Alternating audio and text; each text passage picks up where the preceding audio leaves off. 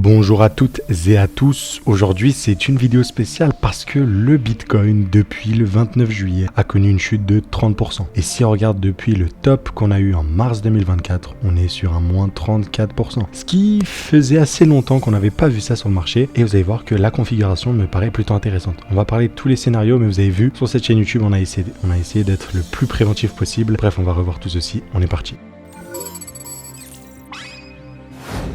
Donc, je vous l'ai dit, je voulais aller voir Bitcoin, mais on a parlé au début de semaine, je vous ai dit que c'était bearish sur les marchés tradis. Et ça s'apparentait vraiment à un top potentiel de cycle et qu'on allait enfin entamer une correction. On a eu parfaitement la réaction qu'on voulait dans les blocs. En tout cas, sur le Nasdaq, c'était un peu plus clean, mais ici, on l'a eu. Réaction dans la demand, pump, revient dans la FVG comme on le voulait, pour ensuite mieux dump. Et de nouveau, à chaque fois, c'était assez simple de suivre cette suite logique. Là, en l'occurrence, on vient de faire un énorme point bas et on peut s'attendre du coup à un rebond dès à présent sur le S&P 500. Ce que vous devez comprendre, c'est qu'on est dans une zone cruciale. Pour moi, cette zone-là, on devrait repartir. Si on est toujours haussier sur le SP500 sur la bourse américaine, on doit repartir à partir d'ici. Cependant, si jamais on fait qu'un simple rebond et qu'à la suite, on entame une correction pour aller beaucoup plus bas, là, ça sent le roussi et les targets sont assez simples. Elles seront de ce niveau-là. Vraiment les tops, voire un peu plus bas. Donc, à suivre, mais pour l'instant, c'est typiquement pas les zones où on veut vendre. Les zones où il fallait vendre, entre guillemets, c'était ici. Quand on le disait au début de semaine,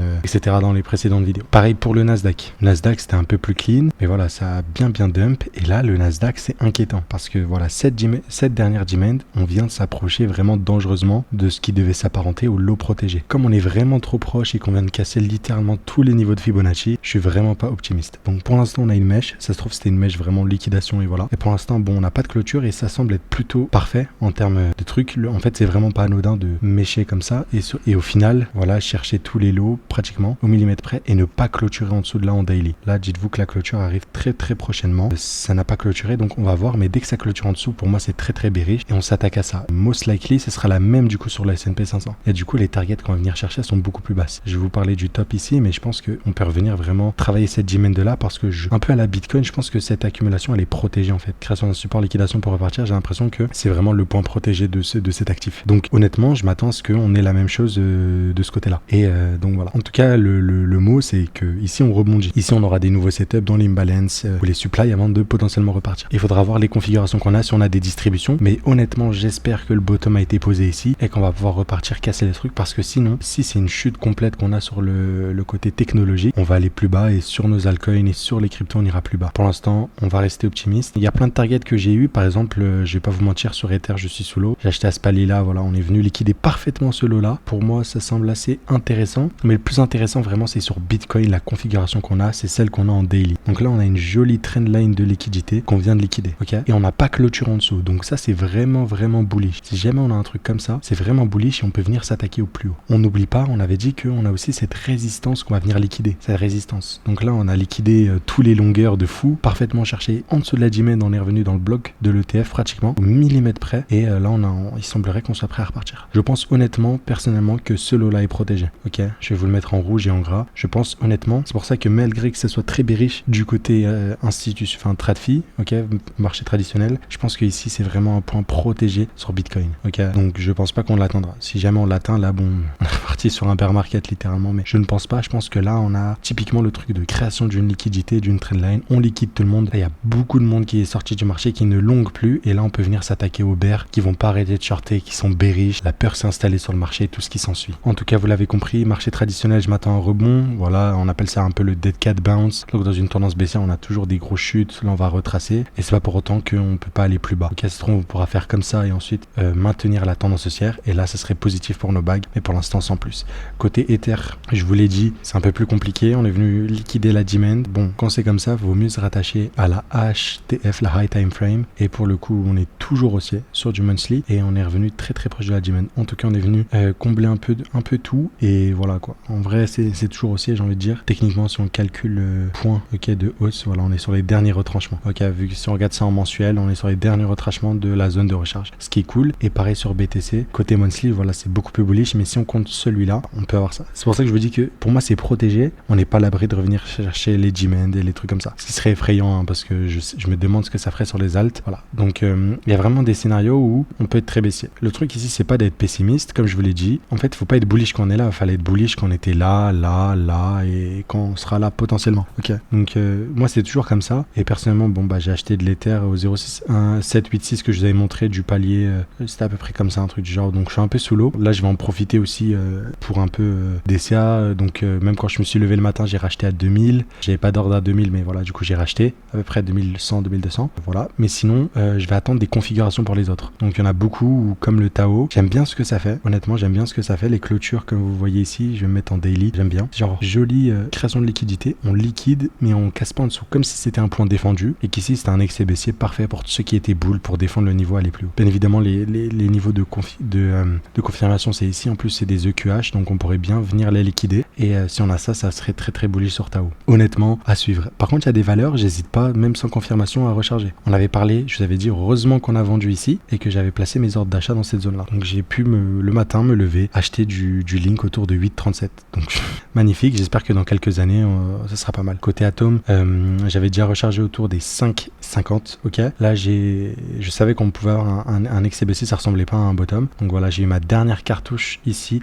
sur le Atom à 4,75 à peu près. Voilà, ce sera la dernière fois que je recharge du Atom. Et là, la position, en gros, c'est typiquement, voilà, on est rentré à peu près à un prix moyen de 5. On va à 0, entre guillemets. Donc quand je dis qu'on va à 0, c'est genre, invalidation bien, genre, si je mange un moins 93%, quoi. Et après, en mode, ça valide le niveau dans ces zones-là, des trucs comme ça, tout simplement. Donc on verra.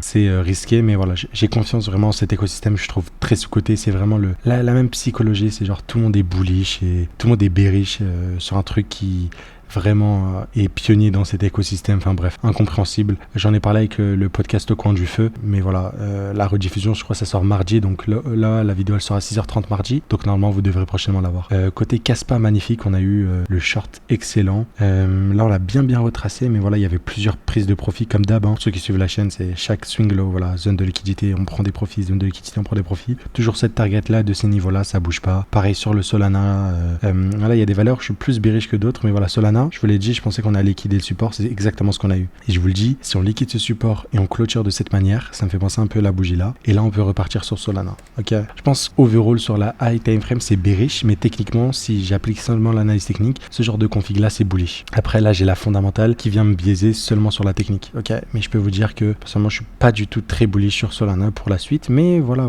Là, vraiment, typiquement, si on continue à pump et clôturer comme ça, c'est des signes très très bullish, quoi. Personnellement, on est dans des phases où c'est intéressant de s'intéresser au marché crypto. Je sais que ces vidéos feront moins de vues, je sais que beaucoup moins de gens seront enclins à s'exposer, mais il y a un phénomène que j'ai repéré, c'est que, donc pour ceux qui savent, on a une école d'analyse technique. Là où les gens ont le plus rejoint l'école, c'est dans les phases euphoriques. Donc les gens ont rejoint l'école quand le Bitcoin était à 70 000, 60 000. Et ils n'avaient pas fait l'effort, entre guillemets, avant de se dire, voilà, je vais me former, je vais me faire une stratégie, etc. Et certes, ça donne envie, les gains, et c'est cool, ça donne envie, ça motive, moi le premier, mais derrière, là, c'est vraiment les phases où c'est calme, on va se faire chier, enfin, entre guillemets, c'est le moment d'apprendre, et rien de mieux que d'apprendre les smart money concepts qui auraient pu vous protéger de la baisse qu'on a eu sur Solana, de la baisse qu'on a eu sur Kaspa et ainsi de suite. Donc je vous invite vraiment à réserver un petit appel avec nous, c'est gratuit, ou même regarder le site et vous motiver à apprendre les trucs. Si c'est pas avec nous, avec quelqu'un d'autre, mais profitez de ces phases-là pour vous former, apprendre et vous construire potentiellement un portefeuille si vous croyez en cette technologie. Et